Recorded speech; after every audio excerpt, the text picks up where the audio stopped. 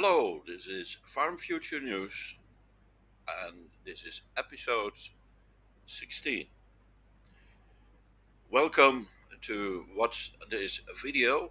I'm Rene Haveman and today we will focus on land preparation, land clearing and the technology to use to do that.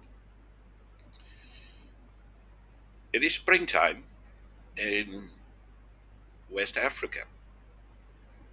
It is the end of the dry season and the rains have started to come. It is the time that most farmers are starting to prepare their lands to plow or to rip the land and to fertilize them and start planting once the soil is moist enough. So, for that reason, today we like to concentrate on how to prepare land, how to clear land, and what you have to do as a farmer.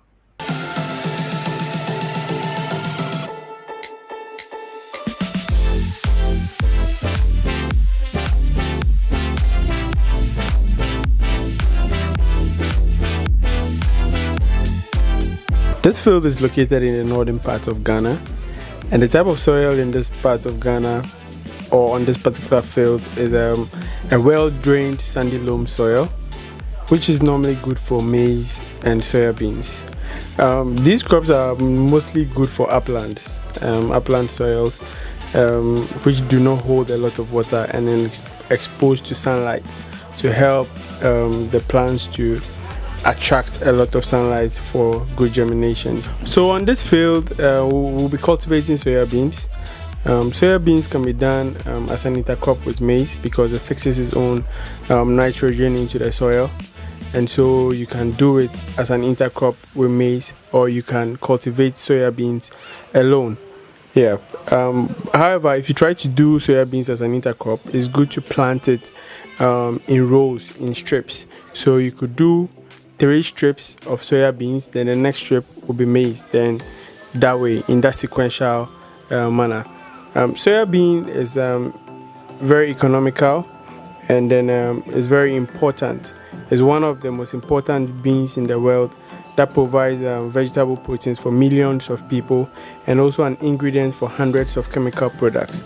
The likes of Vitamilk, Herbalife, and others use soybeans for their products. This season, I'll be cultivating 30 acres of soybean. This is the first stage of cultivation, which is the land clearing stage, which is normally done when you're given a new piece of land, a virgin land that has never been cultivated. So I have with me here my colleague farmers who will also be cultivating here with me. Their farms are just around this place as well, and then I'll be talking to one of them to know what they have been up to, what they'll be cultivating this year, and then what we should expect from them. With the land clearing stage, you need a bulldozer to remove most of the tree stumps on the field. This can be done manually as well, but mostly the manual clearing is always quite difficult and quite tedious because you'll be unable to remove most of the tree stumps. However, this is a cheaper way to go. However, most farmers rent the bulldozer, which costs about 2,200 Ghana cedis a day. Then you would buy fuel after hiring it. You need to buy 1 drum, and 1 drum of fuel can cost also about 2,000 cedis, and then this fuel is for like about 2 days, and in a day this dozer can clear about 5 to 7 acres a day. So if you also decide to do it manually, you could also hire labor, which is about 100 to 150 cedis per acre. But as I said earlier, it might not be able to manual labor might not be able to clear it as you would do mechanically. You start preparing the land for planting maize, for silage. First thing you have to do is to destroy or shred the crop residue, so what is left over from the previous crop. And the easiest way to do that is with a shredder or something that chops the crop residue into smaller pieces, so that when you do the land preparation, the equipment can easily deal with it. The idea of shredding is that we want to keep the nutrients that are still in the crop residue to be available, to be made available in the top layer of the soil where the next crop is going to grow. After shredding, the best way of cultivating the land would be a chisel plow together with rollers behind the chisel plow. The chisel plow will kind of mix the crop residue a little bit with the soil, so that decomposition of the crop residue will start. And also the chisel plow will loosen up the soil deeper, so that with the next season that is coming, the rain will be able to penetrate into the soil very easily. That is important. Secondly, also by loosening up the soil, you allow air to enter the soil, and all the life that is in the soil, bacteria, small worms, they need air as well as more bed preparation. Make the soil fine, in a fine tilt that allows the planter to enter the field, and with ease you could use the planter without any crop residues anymore disrupting or making the situation difficult for the machinery to be able to drop the seeds equally and also the fertilizer in the correct way. You want to plant the maize when the soil is already moist, so that germination will happen within 4 days. I would prefer to start planting when the soil is a little bit wet. Alternatively, but definitely it would not be advisable to do all your acreage in that way, is to do dry planting. So when the soil is very dry, there should not be any moisture in the soil. You could plant a little bit deeper and plant when the soil is still very dry, and then wait for the rains to come, and as soon as the rains will come, the crop should germinate. As long as the seed is in the soil and the soil is very dry, nothing will happen, because it needs moisture for the seed to germinate. So that would be dry planting. The advantage of dry planting, there is an advantage, and that would be that the yield is normally slightly higher than if you wait until the soil is completely wet, because basically the soil is very warm when dry planting. As soon as the moisture comes, the rain comes, the plant will really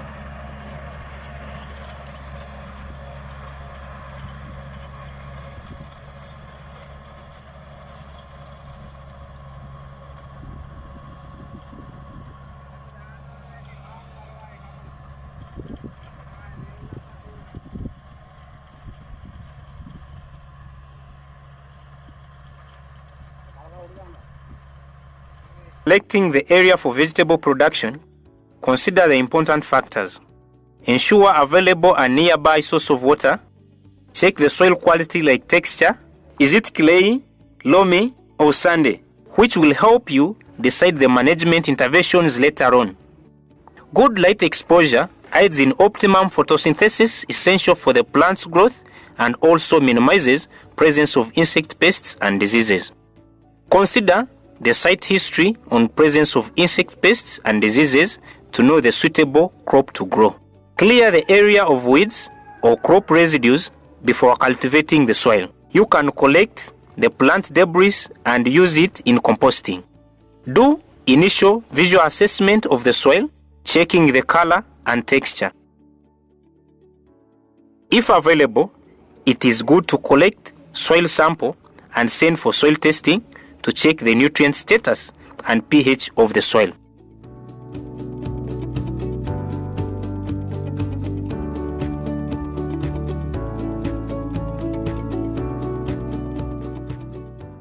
Use a hoe to cultivate the soil. If available, you can use the animal drawn plow or small cultivating machine to prepare the soil. Break the big soil aggregates to ease the. Once the area is well cultivated, start to lay out and preparing the planting bed. It is ready to lay out the area after the soil is well cultivated. You will need materials like pegs from bamboo or tree branches, measuring tape, and the strings to make the guide. Start from one side of the area to measure the bed and furrow. The furrow serves as the walking pathway when tending the crops and doing activities like trellising, pruning, fertilization, and even irrigation. Measure a 1 meter bed and 0.5 meter furrow in between beds. Use sticks and strings to guide you in raising the beds. For crops that need crawling space, like watermelon and pumpkin, add 2 to 3 meters in between the paired beds. After each pair of beds, add 0.5 meter furrow. Consider the sun direction or the land slope for the layout of the beds. If the area is plain and the crops selected grow higher than 1 meter, like tomatoes or cucumber, in vertical trellis, make the bed parallel to the direction of the sun from east to west. This ensures even distribution of light and avoids one bed from shading the next bed, especially during the start and end of the day. When the area is sloping, lay out the beds across the slope. This will avoid soil erosion during rainy season. When furrow irrigation is practiced, even flow of water is distributed to each crop. Unlike when the beds are parallel to the slope, where the water flows first to the slowest part and may cause flooding, and the upper part doesn't receive enough water. Using a hoe or a shovel, take the soil from the furrow and transfer in the bed to rise in a desired height of 20 centimeters. During the rainy season, it is recommended to raise the bed from 30 to 50 centimeters high. Depending on the type of soil, clay soil requires higher raised beds because water percolates slower than in loamy or sandy soil. After raising the bed, establish a good drainage around the area to avoid waterlogging during rainy season. Ensure good planning on the time to finish the raised beds and when the seedlings are ready to avoid delays that may lead to overmuch. Soil nutrients essential for plant growth are depleted through time, especially when the area is continuously used to grow crops. One way to replenish the nutrients is through application of fertilizers, which can come from organic or inorganic form. Adding organic fertilizer in the soil like well-decomposed animal manure, compost from plant residues, or vermicast helps to improve the soil health, such as availability of nutrients, porosity, and its water holding capacity. It is possible to mix the organic fertilizer during final harrowing of the whole area, especially when soil preparation is done with an animal-drawn plow or machine. Another way is to incorporate the organic fertilizer when the raised beds are finished. In every 2-meter length of the bed, add 3 kilograms of organic fertilizer and thoroughly incorporate the soil using rakes or hoe. You can adjust the amount based on the availability in the area. One option is to make a trench where the planting row will be placed and add the organic fertilizer. Another method is adding the well-decomposed organic fertilizer on plant hole. Cover with the soil and level the top of the bed. Avoid using fresh manures since it will release too much ammonia, causing burning and toxicity. Inorganic fertilizers like urea and DAP supply higher amount of nutrients and are faster released than the organic fertilizers. It is the easiest way to provide the nutrients required by the plants, although it entails higher costs when quantities are overestimated. The soil test result, if available, helps to calculate the right amount of fertilizers needed for a specific size of the area and crop. Adding the fertilizers just before transplanting will ensure supply of nutrients in the earlier vegetative stage, like nitrogen and phosphorus, which may come from urea, DAP, or complete fertilizer.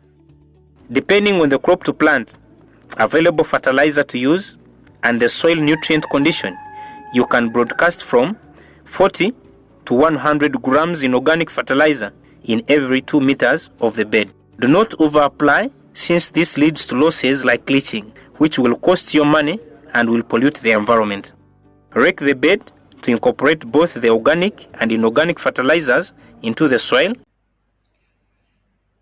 So we have seen several forms of land preparation. First, we have seen clearing land. That the best way to clear land is also to remove the stumps, because that gives way to utilizing tractors for plowing, ripping the soil. Second, we have seen that if you in the annual preparation, that it is good to keep as much as possible the biomass on top of your soil instead of plowing to rip the soil. If you plow, do it well. Don't drive too fast. Make sure that your tires are not truck tires pressure. So make soft tires so that your imprint in the land, in the soil, is as little as possible. And we have seen also how to do this manually, to prepare land manually. Different kinds, but all with the same purpose, to get rid of the biomass so that they are not competing with our cultural crop anymore. What's very important in all circumstances is that we open the soil deep enough that we have sufficient oxygen in the layer 10 centimeters to 25 centimeters. And also going more down, it is important that the soil has no deep pen layers in the soil, so that the roots can enter to deeper areas of the soil during stress periods. I hope you have gotten good idea of what it means to have good land preparation. If you have questions, let me know. And I want to say thank you to all who have watched this video. Please like and subscribe, because we cannot grow this channel without your help. Thank you very much, and I hope to see you next week.